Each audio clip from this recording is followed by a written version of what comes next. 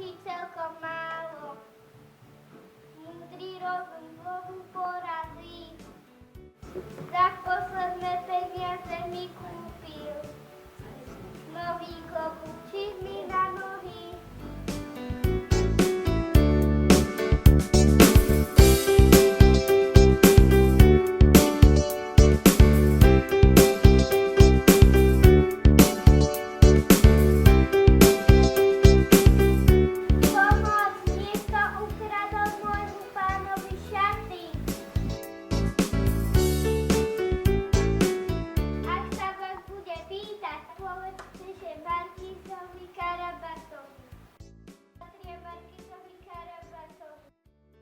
Premeniť aj na hociaké zviera.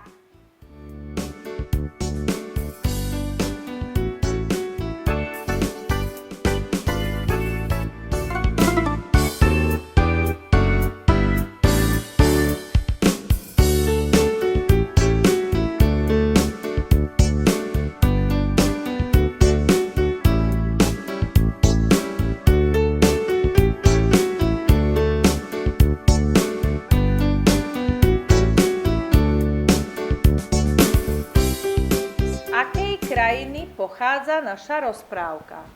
Francúzska. A kde leží Francúzsko? Európe.